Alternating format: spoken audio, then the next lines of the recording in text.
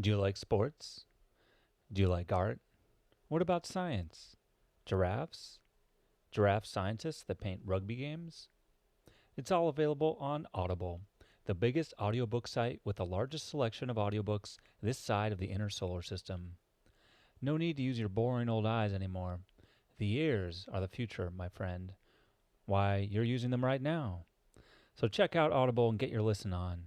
Go to www.readlearnlivepodcast.com/audible to start your 30-day free trial today. As she learns to care for others, she realizes that she will go to any length to help them, to protect them. And ultimately, I think that's the only quality a true hero needs at the end of the day, is this desire to do good for others, to help others who are in need.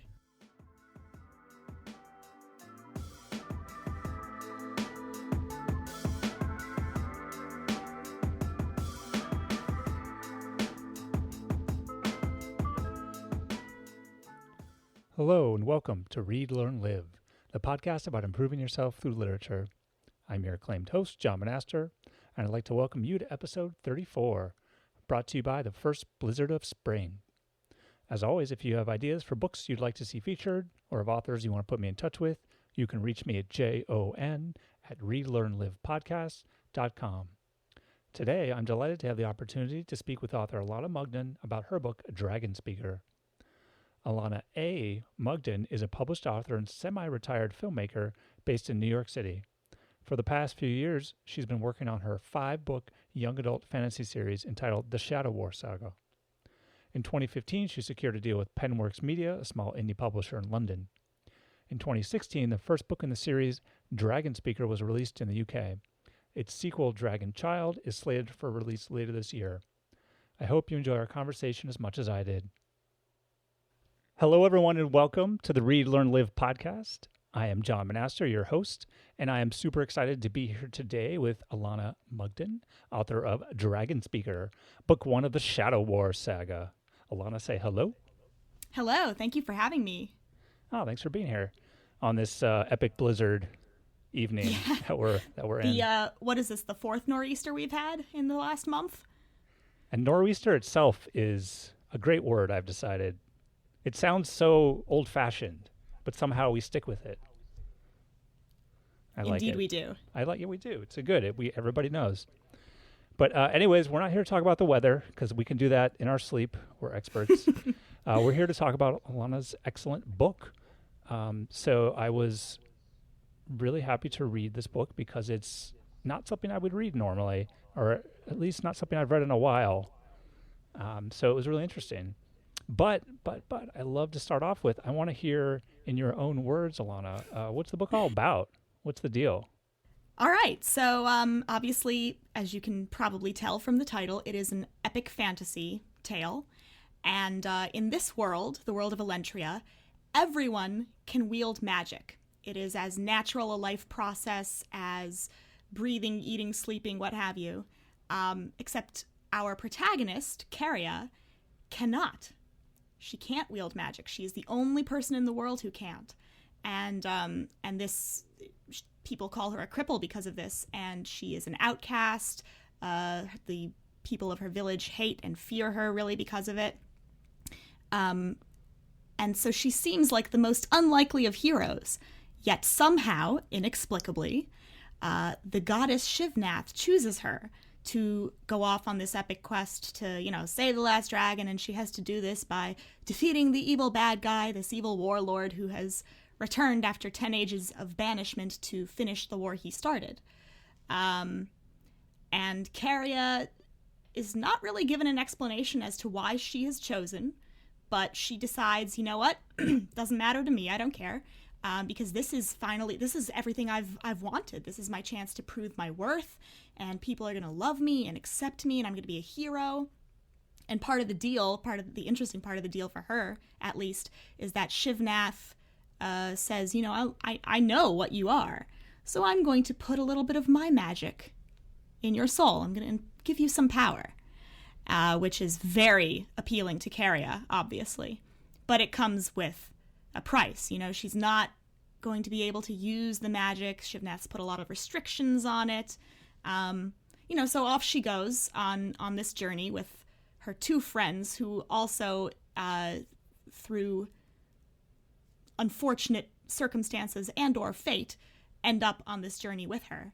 And they end up in Allentria. And then, of course, everything goes wrong, right? She's pulled into the political machinations of the Allentrian government, who the Empress wants to use the last dragon as a weapon against Mr. Evil Bad Guy, whose name is Nekrovar. And of course, we know that Nekrovar, on his end, wants the dragon for himself. His intention is to kill it, to destroy the opposition, essentially. Because apparently only a dragon has the magic to defeat Nekrovar.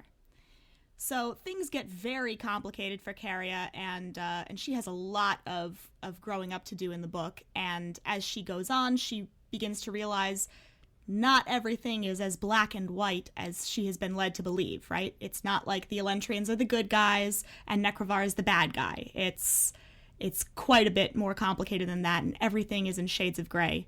And she really has to kind of teach herself how to figure out what she believes. She's young, she's 14, and she is not socially adjusted at all because she has been an outcast all her life. So she really has to kind of teach herself not only to think for herself, but also in a way to think of other people, and to figure out what she thinks is right and wrong, and who, more importantly, is right and wrong. The Allentrians are not as good as we think, and Nekrovar might not be as bad as we have been led to believe. Before we get into the main part of the podcast, I wanted to talk briefly about your writing process and what it was like to create the world.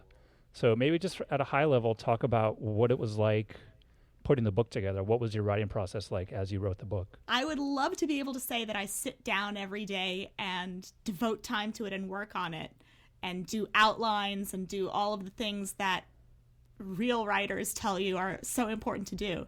But that's just not me. I have to find time really to work on it between two jobs. And I am very much a flighty artist who, the conditions need to be like exactly right. Otherwise I can't work. So I have to be in the right mindset. I have to be inspired. I have to go to Starbucks and sit and just be at Starbucks for 8 hours, getting in the zone and writing. But what I do actually, and I think that this is very helpful, is during the day when I am not writing, when I'm working on other things, I'm constantly in the back of my mind thinking about ideas and about the story, and I let these ideas sit and marinate for a while. Mm-hmm. And so then when it comes time for the weekend, or when I finally maybe the inspiration has been building up inside me for a few days, and suddenly it's like a pot boiling over. I'm like, I have to write. So I'll come home at that point, and then I'll just bang out a chapter, which is, I am obviously productive because I've written 4.5 books and a number of novellas, but I don't know if it's a process I would recommend to other people who are trying to be disciplined. Well, I mean, you got to go with what works. Right. In the end. It sounds like you had your process. And so what I'm a bit curious about is, so you had all this stuff marinating, you sat down, you wrote a chapter, but it's not just writing. I feel like you couldn't just write a chapter, because there was a lot of stuff that has to be internally consistent when you're world building. So, you drew maps, you've got names of towns, you've got families, social structures and hierarchies. And, you have to, when you create the world, you have to, or I would assume your goal would be to stay true to the world. Absolutely. So how did you make that happen? I wonder actually where I started, because as you say, there are so many different elements that go into world building.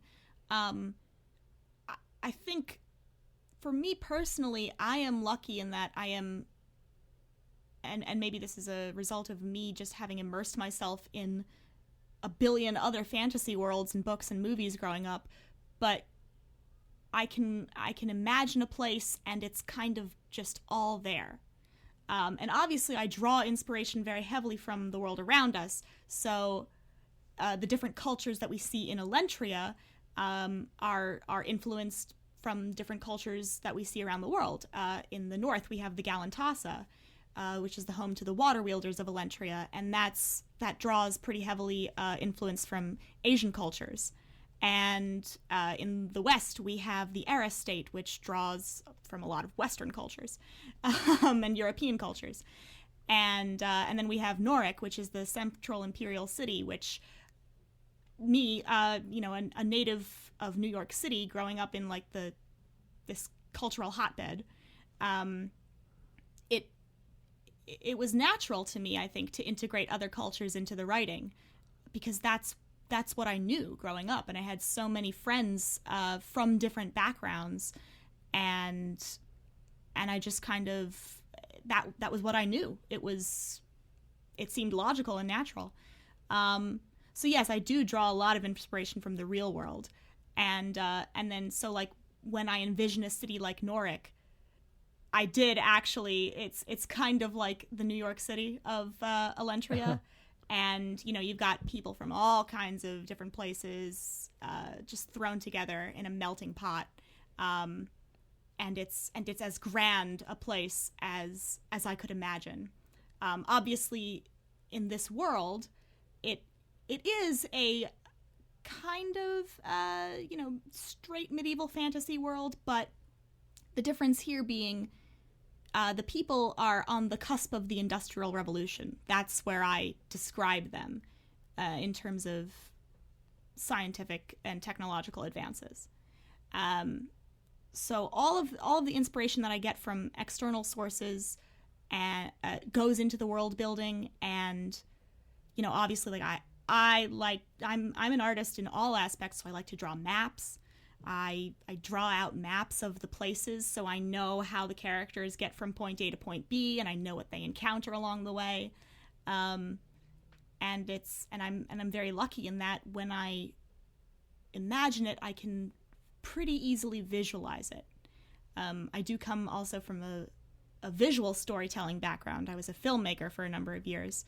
So when I write descriptions in my novels, I try to really immerse the reader in every aspect of the scene and the environment and what I see in my head. I try to convey that image as clearly as if it were on a television screen for somebody to be watching. Fair enough. So far it sounds pretty easy. Everything you've described it's all in your head. You write it all down. You're great. You've got a lot of experience to draw from. So I'm curious about what are the pain points for you? What's one of the harder things when you think about putting a book together? Actually, one of the most difficult things I've found is, well, first of all, a bad writing process. I write what I'm inspired to write, and so especially back in the day before I was published and before I had deadlines to adhere to, I would really just write whatever I was inspired to write. So I'd hop around and I'd write endings first and beginnings second and middles as infrequently as possible. And then when it came time, now I have to publish books and they have to be coherent. Yeah. And big jump. Yeah, so now I have to stitch things together and go through everything and sew up all these plot holes and rewrite things that, in some parts of book one, I do actually have artifacts of things that I wrote when I was 14 years old, which is amazing when I think about it, that those ideas survived that long. But that's a difficult process. And just now I am working on the manuscript for book 3, which was, interestingly, the first book in the series I finished. Right. I am not disciplined. So I finished it back in 2008. And since then, of course, my worldview has changed and the story has evolved. And I have, in the interim, written book 2. So that helps to know Yeah. what goes on in book 3. Mm-hmm. And so I have to go back in and I have to do a lot of plastic surgery on not only the verbiage and descriptions, but just like making sure again that the world and the magic system particularly is internally coherent. So sometimes it's easier and I can just change a few words around in a chapter and it'll be good. And sometimes it's like I have to scrap the chapter and start all over. That's got to be tough. It's frustrating when you feel like you have, like, the book 3, again, it's like I finished it 10 years ago. But now it's like, even though it's finished, like, I have to kind of start over from scratch in certain areas. So frustrating, yes, but when the outcome is better than what it was, which is going to always be the case because this is outdated by a decade, that's a good feeling, knowing that the story is in a better place and better shape. Like when you stitch together a plot hole and something suddenly kind of like makes sense, it's really a very rewarding feeling, actually. It's the moment of clarity, and that's one of the things I write for, is that feeling of, wow, it's all come together now. Yeah, it works. That makes sense. One of the things I noticed, speaking about the story, was how it shifts in perspective. So from the beginning, at the beginning of the book, it's all Keriya and kind of about her. And as we go on, we start to meet other people and we start to switch around and see things from their perspective.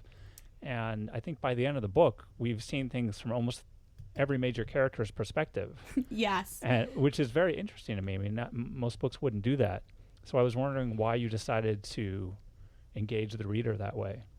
Part of it, I think, was I was influenced by a lot of other books, the Wheel of Time series predominantly. That was, I think, my biggest influence from a fantasy standpoint, because I got into this series when I was quite young, even before I got into Lord of the Rings, believe it or not. And Robert Jordan's world is incredibly extensive, and that was my first introduction to seeing stories from multiple viewpoints.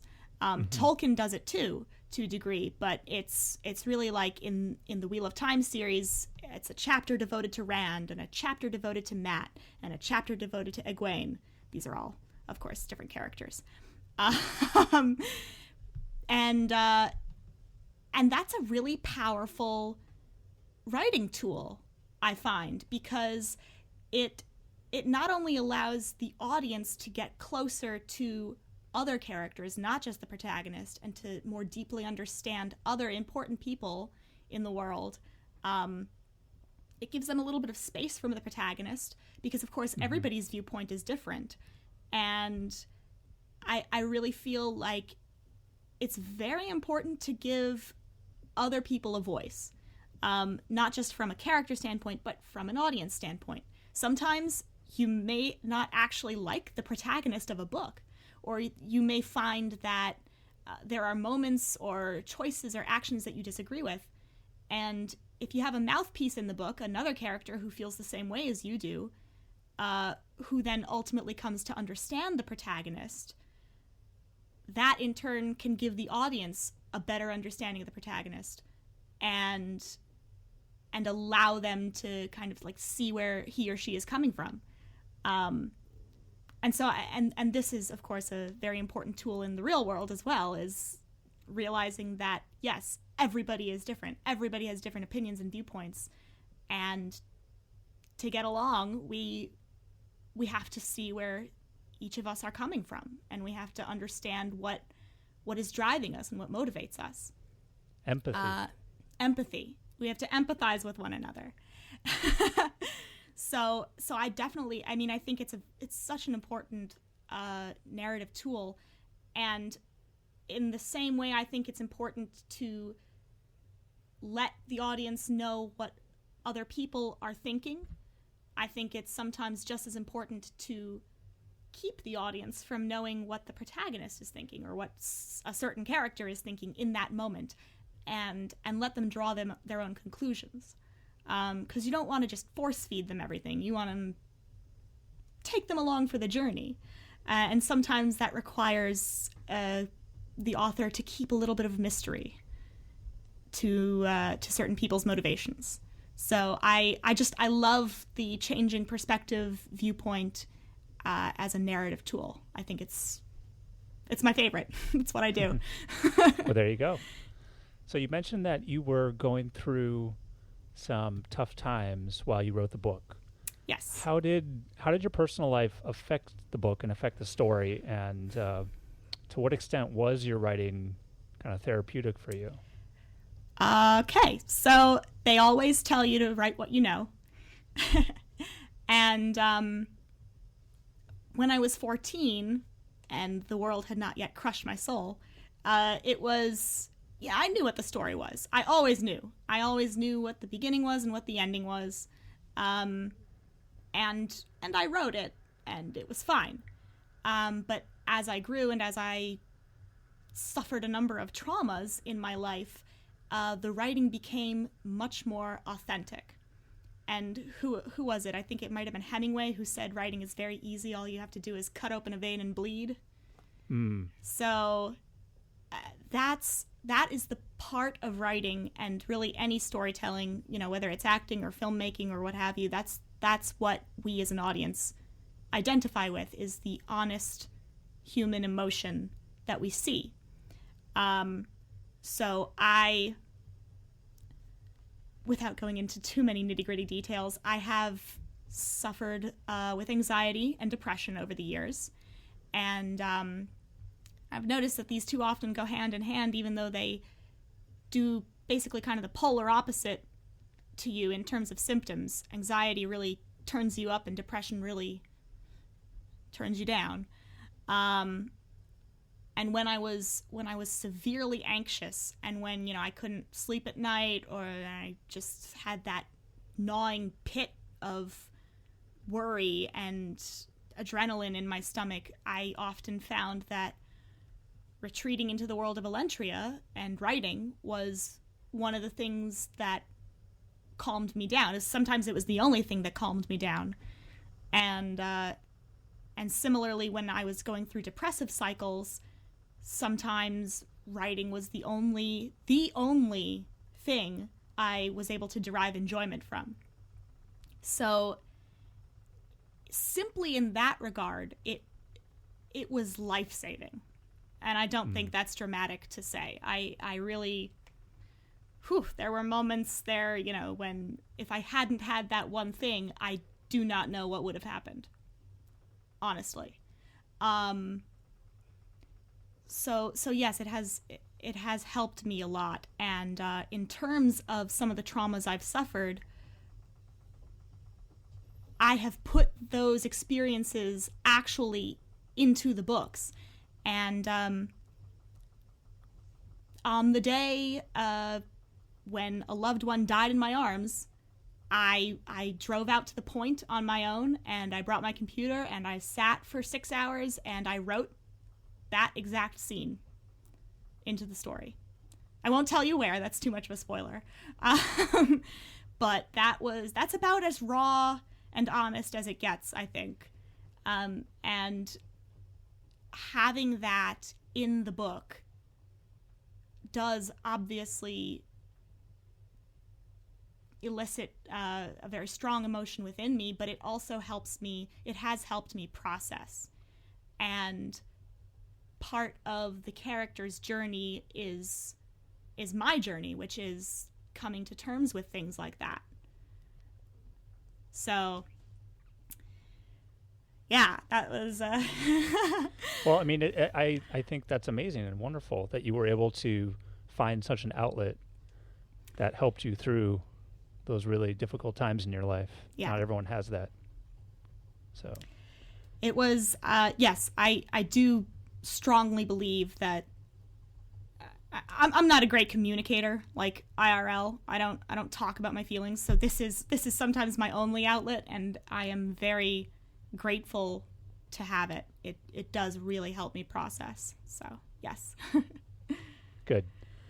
So let's get into the book itself, because it's quite a book, and there's a lot that happens. Plenty to talk about. I guess that the first thing is that, so we start off the book in one environment, and we kind of get set up in that environment, and then, essentially everyone leaves, and we never see that environment again. Yes. So, I mean, what happens, though, is that Keriya, her friend Fletcher, her friend Roxanne, they are forced to leave due to circumstances. They flee, and they have to leave, and they start off on this quest that Keriya got from Shivnath. That's, I mean, leaving the only home you ever knew. You've never been outside of that. As far as I understood, they'd never been outside that village, really. Never, ever. Never, ever. Never, ever. I mean, for all that they had heard, the other side of the mountains was just a wasteland. There wasn't anything there. But this is where they were headed. So, they just demonstrated an enormous amount of courage. Now, obviously, they were also being chased, and, there was some panic, and, what do we do? But, they could have just as easily given up, and the book could have been a chapter. They could have just, said, what, we're not going to make it. Right. So I guess I wanted to learn a little bit more about Keriya, Fletcher, and Roxanne, and about how they were able to leave, and how that experience of leaving affected them throughout the rest of the book, and then maybe even some advice if somebody else is trying to take that first step. Sure. So in terms of leaving, you're right in thinking that their village area is completely isolated from the rest of the world. It's on the coast of the continent, and so it's on one side it's the sea, and on the other side it's Shivnath's mountains, which is basically like the Everest of the world. It's a mountain range that no one has ever traversed before. So our three young protagonists have grown up being taught that their village is all that there is. This is the center of the universe. This is the be-all and the end-all. When Keriya meets Shivnath, of course, Shivnath gives her all this information. She's like, oh, there is actually, in fact, a whole wide world on the other side of those mountains, and you're gonna have to go there, and you're gonna have to do a lot of crazy stuff. So now, at the same time, Shivnath is the patron saint of Area, and the children have grown up worshiping her. She is their god. So when a god appears to you and entrusts you with a mission, you don't really fight back. Especially for Keriya, she loves Shivnath. Shivnath is kind of, in a way, one of the only things that she has ever drawn strength from. She's read stories about Shivnath, and she knows that Shivnath loves all of her people, and that must include Keriya, who has never been loved by anybody. So she is very willing to listen to Shivnath and to trust Shivnath's words that there is this world on the other side of the mountains. And so it's really Keriya who, all three of the children, Keriya, Fletcher, and Roxanne, for different reasons, are forced to flee this village because they are all in mortal peril. And it's really Keriya who makes the push and says, yes, we are going to cross these mountains. We're going to get to the other side. It's going to be a better place. During that journey over the mountains, I am not sure how much Fletcher and Roxanne really believe that. I think they don't. But each one of them, for their own reasons, thinks to themselves, well, it's got to be better than Area, where the rest of our town, the only people we have ever interacted with and known, they have disowned us, and they want to kill us. Just because of what or who we are. Or in Roxanne's case, because she happened to be in the wrong place at the wrong time. Like, really. And then when they get to the other side of those mountains, it's a revelation. It's like night and day.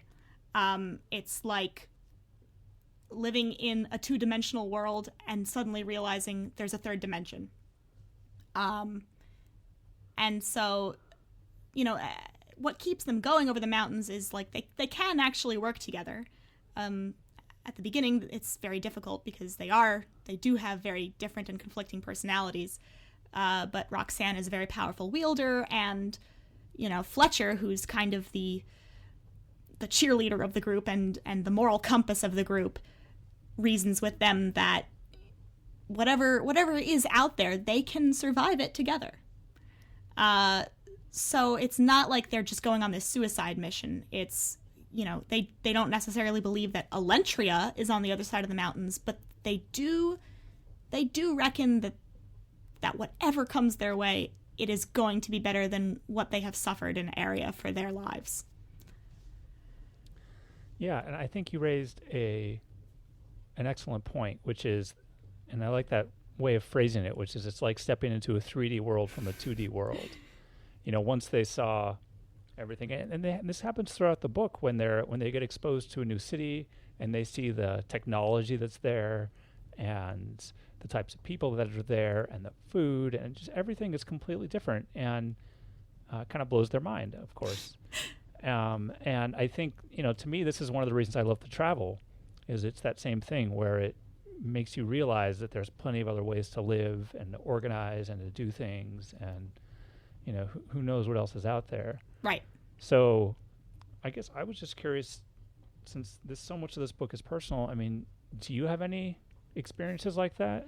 Where you can really talk to where you really felt like, wow, 2D to 3D, like this has changed.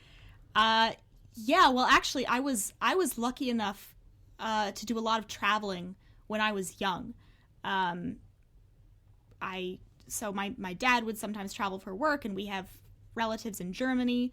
So I was very young, actually, when I made my first trip to Europe. And I think for somebody that age, it really makes an impression on you. And it was kind of mind-blowing to suddenly see all these people who were speaking an entirely different language, and a countryside that was the polar opposite, really, of what I'd grown up with in New York City. Like the German countryside, where there's rolling plains of grass just for miles on end, and mountains and trees. What a revelation, So, yeah. So that was really awesome. And that first trip to Europe, I'm always reminded of that as kind of being like that opened the floodgates and made me realize that there's life outside my apartment. But also I think it did help that I did grow up in New York City, and I had all these friends from different races and creeds and backgrounds and countries. I had, immigrant friends. And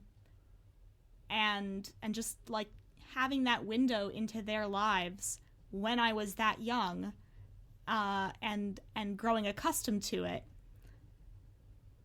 really, I think that helped a lot in building my worldview and in teaching me to always keep an open mind and realize that whatever I think or feel or think I know,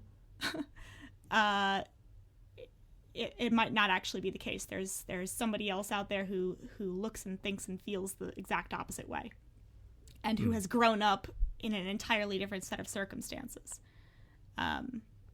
So that was kind of these are lessons that I learned early on, and I, especially in this current political climate and today's political tensions, I think that this has given me a really empathetic worldview, which I'm glad I have. Yeah. Because that's the only thing that's going to save us now, I think. Empathy. Yeah. So speaking of which, Fletcher has a great quote, and he says, "Bad things happen, but you can't let that turn you into a bad person." I really liked that quote. I mean, there were lots of great quotes, but Thank you. I liked that. I liked that one in particular.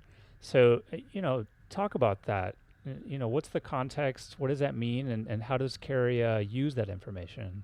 I'm not I'm not sure she consciously uses it, because she's very in that scene she is very frustrated, but it's true that Fletcher is really Keriya's moral compass. So obviously she's had a tough life. She grew up without parents.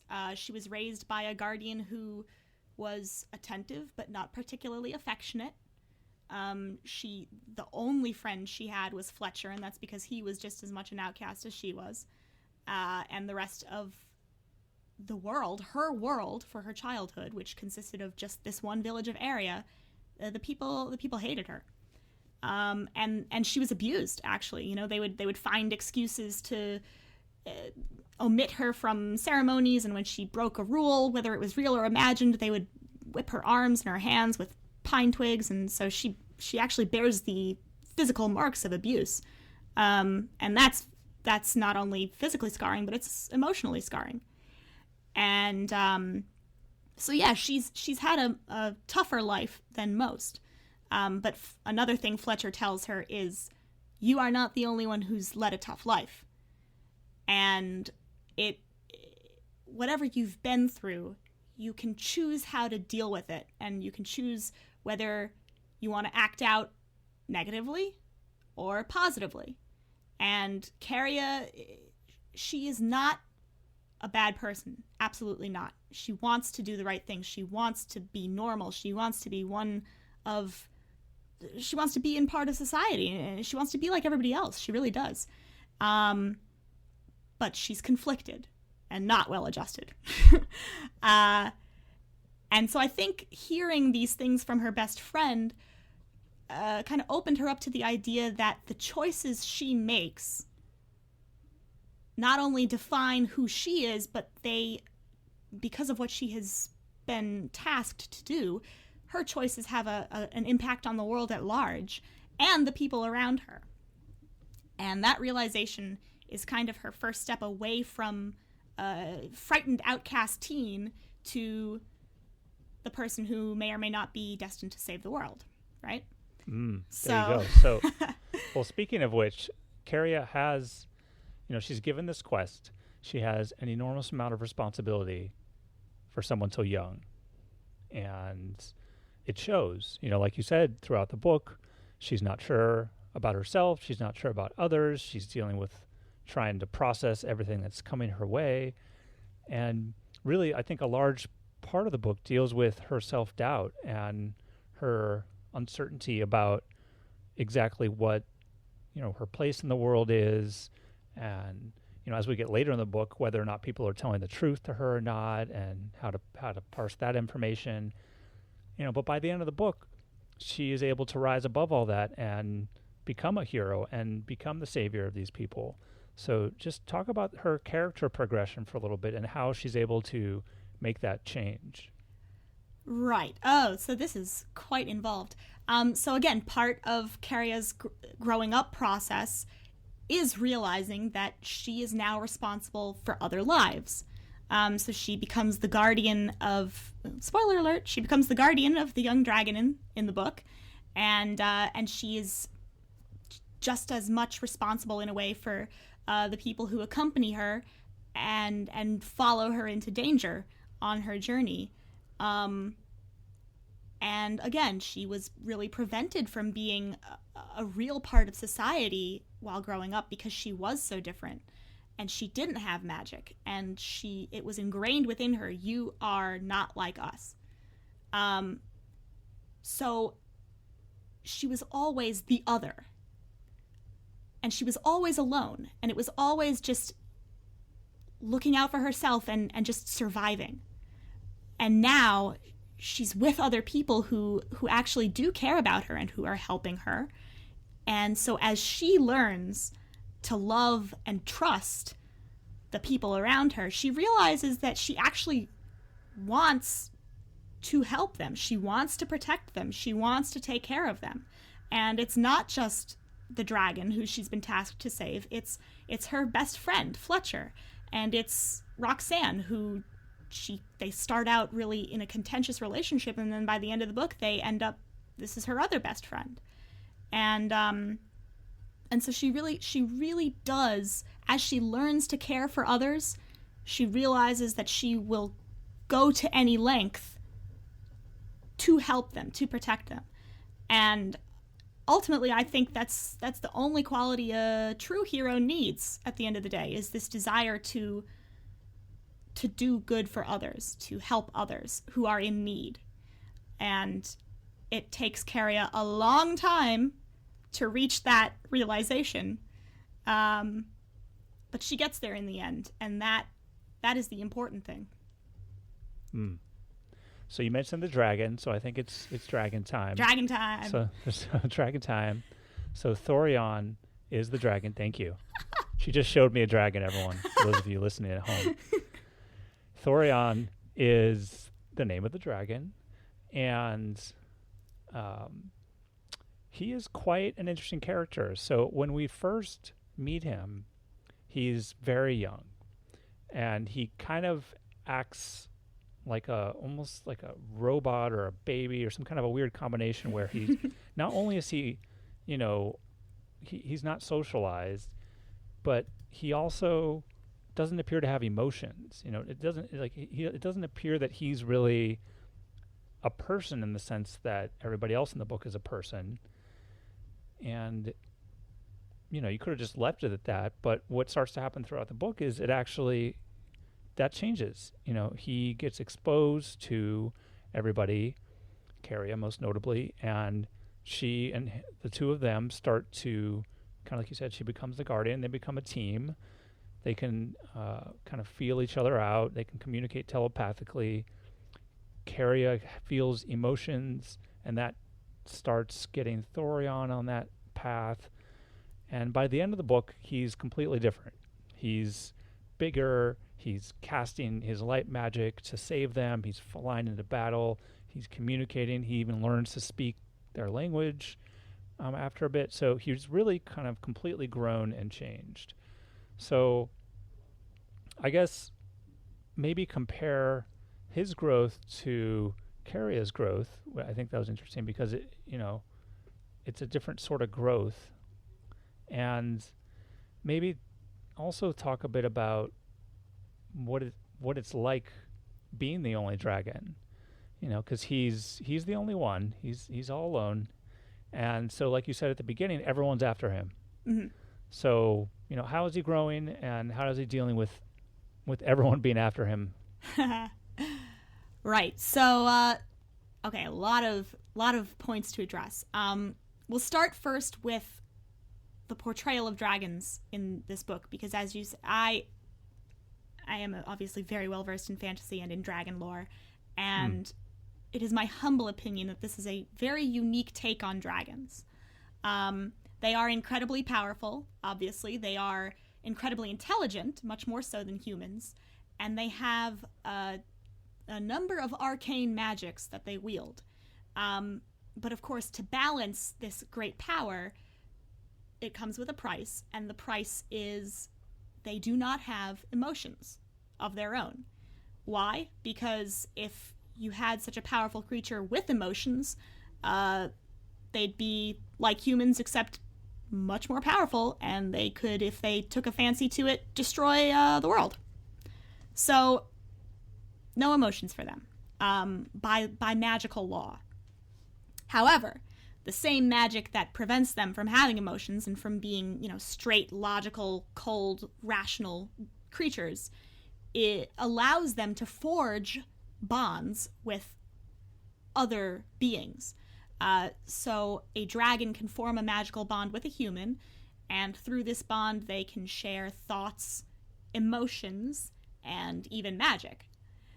So as Thorion journeys with Keriya, obviously they do begin to forge this bond, and being highly rational and logical and intelligent, he can sort of process these emotions, but then as the more emotional he becomes, the more difficult it is for him to process. And it's like sensory overload. If you had never experienced fear before and you didn't know what it was or how it felt, and suddenly you're in this situation where you're being held captive and you may or may not die, and you're terrified and you're alone, that is incredibly, I mean, it'll make you afraid, right? Yeah. But how do you process that if you've never gone through something like that before? It's so that's one of the things that he struggles with. Keriya kind of opened the floodgates and poured all of these emotions into him, and now he has to learn how to deal with them. So he struggles to make sense of these new feelings, and he's also, of course, struggling not to get roped into the war that's brewing around them, but that's very difficult to do because Keriya is right at the center of the maelstrom. And so part of his growth is not only learning to control his emotions and to learn when to act and when not to act upon them, but to make his own choices based on what he feels. And this is also, in a way, just as much Keriya's journey as it is his. So one of the quotes in the book is Max, who's one of the supporting characters, observes that they have begun to bond. And he tells Keriya, this is dangerous because if you teach him to smile, he will smile. If you teach him to fight, he will fight. If you teach him to hate, he will hate. So he is a product of his upbringing, specifically Keriya's upbringing, and he is in a way formed by Keriya's worldview, which is a huge responsibility for her, of course, and she really struggles to be, because she cares about him right off the bat. She kind of starts off being a mom, yeah, I think, and then it becomes more of like a partnership. Absolutely. By the end of the book. Absolutely, yes. So she feels like a guardian, and she feels very responsible for him, and that's because he is really this like monotonous, robotic kind of a thing and actually it's very difficult to write somebody who is entirely emotionless, and to make the writing interesting, I don't think it's actually possible to make it straight emotionless, but those are passages I struggled with, definitely, is because we are such emotional beings, and it's so deep and natural within us, and I had to just take that out of everything and make Thorion's choices and words just completely like, well, this is what makes sense, and so we will do this. This is logical, this is wise, and that is what is going to motivate me in my choices. And of course, sort of Mr. Spock, even though I know you didn't watch. Right, I was not a Star Trek kid. Star Trek. But yes, it's the Vulcans I know are this emotionless and straight logical race of beings, and yeah, that's kind of the same with dragons. Except by the end of the book, it's not. It's not, right? He changes, and at first, when he does not know how to process, he is really just a conduit for Keriya's emotions, and then she has a point of realization where she understands, this is dangerous for me and this is dangerous for Thorion if I can't control myself and if I teach him the wrong things, because I want him to be good. I don't necessarily want him to be like me. I want him to be good and safe. And so that's a big turning point for her. And then of course, again, without giving too much away, they diverge. They go their separate ways for a while. And given some space, Thorion is able to take a step back from the emotions. He has them now, and they come on their own. It's not just whatever Keriya feeds into him. So he must learn to control himself and and think for himself and make his own choices given what he feels is right. He can't always make a rational or logical choice anymore because now you've tossed emotion into the equation. So he goes back into the thick of battle at the end of the book. It's completely illogical. It's not a wise move, but he does it because he feels it's the right thing to do. He cares about the humans that he's been traveling with and he wants to help them. He's become a hero. He has become a hero, yes. So yeah, so really, Keriya and Thorion, their journey is kind of the same in a way, because they're both learning how to act, how to act right, and but they go on that journey together and they help each other both become better. Some point, or as the book goes further, we start to meet and interact with more of the evil side of things. We find out there's evil Imperial guards and evil henchmen, and they're attacked by these evil henchmen. And Keriya has this big moment where she's like, "Wait, which side is right?" And has that same thing pops up later when she actually meets Nekrovar, and they have this intense dialogue about what actually the whole thing, the whole book essentially, like what actually Shivnath was doing and what it meant. And, so it really starts to, again, put this doubt into Keriya, where, like you said earlier, choosing between good and evil isn't so easy. The good isn't as good as you thought. Maybe the evil isn't as evil as you thought. So I'm curious to know about how Keriya made her choices, and how we can become more aware of the nuances in situations like that generally. Sure. Well, so this is one of the major themes throughout the series, and it's a point that I really feel is so important, that nothing in the world is black and white, and there is no actual good versus evil.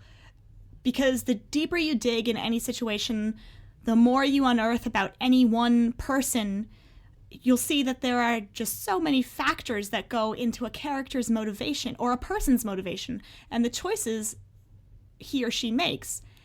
And so actually, I come from an acting background, and one of the first and most important lessons in acting is you can't make value judgments, right? You can't judge a character who is a murderer and just decide to play them as an evil person. You can't, that doesn't exist. It doesn't work. You have to find the spine of the character, and you have to delve into their motivation and understand what brought them to this point in their life that they are a murderer. They're not just, nobody is born evil. I believe that with every fiber of my being. Not even the Jeffrey Dahmers of the world or the Osama bin Ladens of the world. Nobody is born evil. It is our upbringing and, yes, the circumstances of our life. Bad things happen. Some people can process them better than others. The heroes of the world will be able to take bad experiences and use them to make positive changes. And the quote-unquote villains of the world will suffer bad experiences and act out accordingly. And we're seeing that a lot in this day and age. But I think it's really important to remember that no one is just straight evil. And so in terms of how Keriya makes her choices, she has to first find the strength to stop being influenced by the powerful forces around her and figure out what she believes is right and wrong. So a lot of the book is Shivnath telling her, asking her, but telling her, go on this quest and do this thing. And then she gets to Allentria, and the Empress of Allentria is like, no, actually, this is what's up, and you're going to do this thing, or else. And so that's all she's ever been told, and these are very powerful creatures and people, and she doesn't really have any basis to distrust them. But then, of course, she meets these quote-unquote evil henchmen. And again, one of the things I always want to be very careful about in the books is the so-called evil or villainous characters. They're not doing anything purely out of evil. They each have motivations, and they all believe that they are doing what is right. So she comes into contact with these evil henchmen who actually capture her and her band of friends and Thorion. And she does have a discussion with them. And, you know, she thinks they're evil because they want to hurt Thorion and hurt her and hurt her friends. And they kind of turn it around on her, and they're like, the dragon is a weapon. If you bring him to the Allentrian government, he will be used as a weapon, and things will get worse. I promise. And that really gets her thinking, not only about which side is the right side, but about, you know, maybe she shouldn't really trust these people. Who does she trust in a world where everybody has their own ulterior motives and everybody is kind of just out for themselves and doing their own thing? And that's something I think we all struggle with. Who do you trust?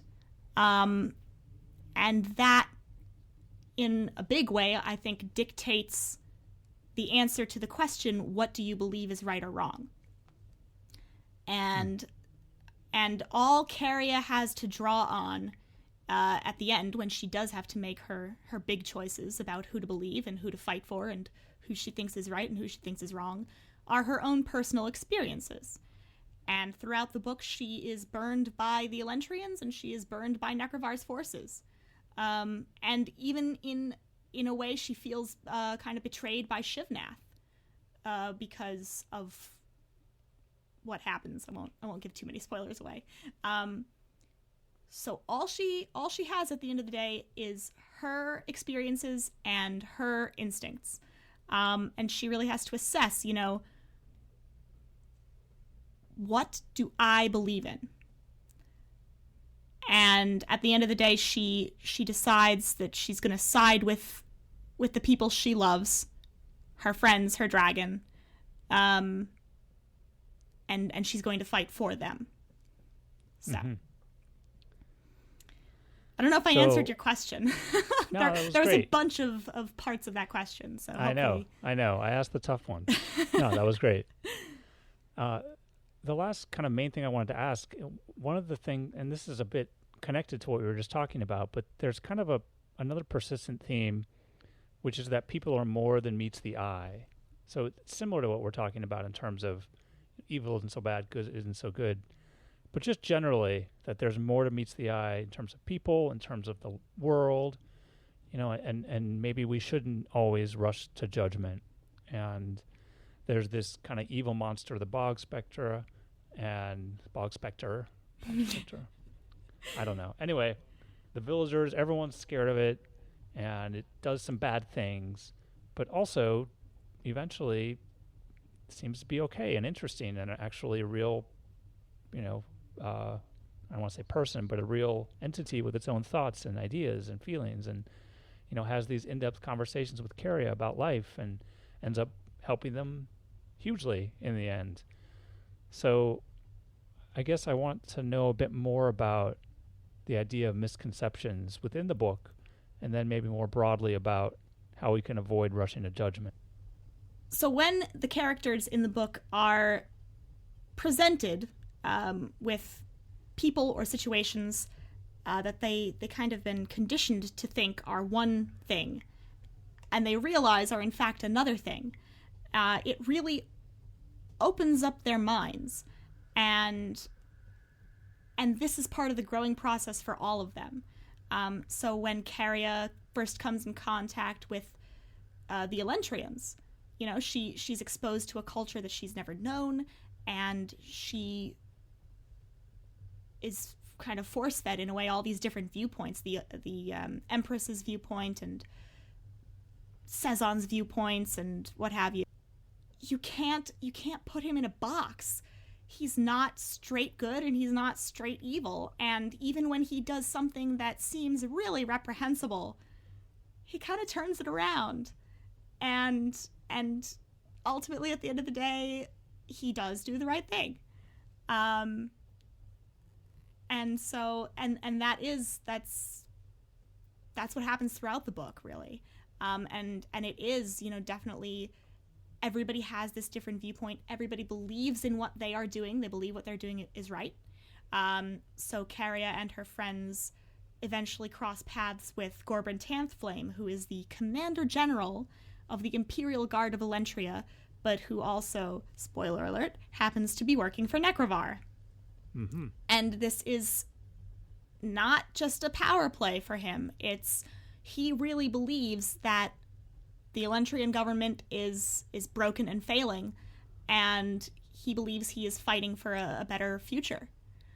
But obviously Keriya and her friends do not see it that way whatsoever. But does that necessarily mean Tanthflame is evil? He certainly does bad things. He actually sets off a bomb in the Galantrian village that causes mass destruction and hurts people. But he's doing it to make a statement, right? He's doing it to kind of prove that the Allentrian government is fallible and flawed and maybe doesn't have its people's best interests at heart. And that maybe there's a better option out there. It seems like flawed logic, and perhaps it is, but that's what he believes. And so Keriya meets all these different people from all these different backgrounds, and that's I think a big part of her growing process is understanding, maybe not understanding because she's pretty stubborn, she's pretty set in her ways, mm-hmm. but coming to the realization that there are so many different viewpoints out there. And actually, let's look at the Bog Spectre for a minute. He has one of my favorite quotes in the series, which is, she's talking to the Bog Spectre at one point and saying, I don't know if I can do this. Nobody believes in me, and I don't have the power for this. I don't have the strength for this. And he tells her, we will not be saved by someone who has done what 1,000 other people before her have done. Maybe we'll be saved by somebody who does something different. And maybe that's not killing your enemy. Maybe it's looking into the eyes of your enemy and realizing that perhaps they're not your enemy.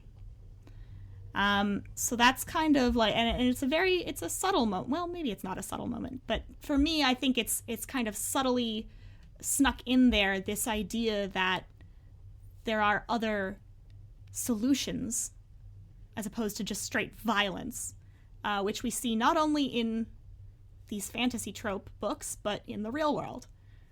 And that perhaps violence is not the solution. Perhaps there is a better solution, which is coming to an understanding with your enemy, learning to get to know your enemy, and in doing so, in empathizing and understanding, realizing that perhaps they're not your enemy.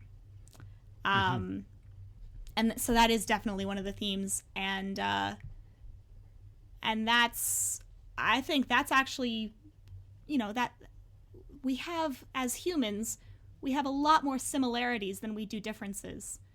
And oftentimes our differences are only skin deep.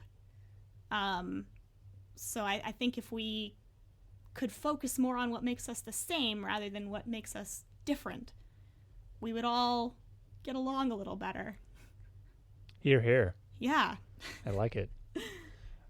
Well, that wraps up my main questions. So I'll just ask you a couple general ones to wrap things up, and then we can play a fun thunder round and call it a day. Awesome. Call it a blizzard. I'll call it a blizzard. So, yeah. So, we've talked about a lot. Are there any lessons or anything else you hoped people would get from this book that we haven't really covered? We've covered definitely the major themes of the book, which are no such thing as good and evil, nothing is what it seems, and I guess in a way don't make value judgments about people or creatures. So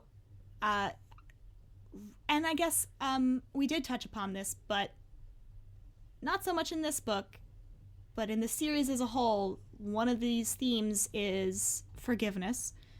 Forgiveness not only of your enemies, but of your friends and of yourself. Learning to forgive oneself is perhaps even more difficult than learning to forgive others. So, and that is a very strong personal theme for me. It's something I'm still on that journey. And it's a journey that Keriya and many other characters go through in the series. So I would like to think that the people who read the book can go on that journey with my characters and hopefully get something good out of it. If they need to forgive themselves for something, I do a lot of honest writing about mistakes and about traumas. So whatever you've gone through, I hope you can see these characters and gain a bit of self-forgiveness as well. Sounds good. You've alluded to this a little bit, but is there anything particular you wanted to mention about what readers can expect from the rest of the series? What can they expect for the rest of the series? Well, it's a 5-book series, obviously, and the first 2 books are actually, I think it's safe to say each book is very different tonally. So the first book is really kind of just like your introduction to a pretty in-depth world. And it touches upon the major themes that I've mentioned, but we don't explore it so deeply. In the rest of the series, one by one, these books, we not only see a lot of growth in all the characters, but in Keriya in particular, in terms of emotional growth and also potentially magical growth. And that's not saying that she gets magic, but she does, obtain powers throughout, and Shivnath has given her powers, of course. So it's a lot of her discovering the truth about herself and learning to use the tools she's got. And I think that her journey in particular is really a very exciting one to see. Like I'm writing this 3rd book now, or I'm working on it, and I just it was shocking actually. I was like, look how far she's come, which is good, I guess. Yeah, I like that you can be surprised by your own writing. Yeah, I still can. Yes. Good. All right, well, let's do a thunder round. I'm going to ask you a couple quick questions, and then we'll call it a day. Okay. So what is your favorite food and or drink? Ooh, all right.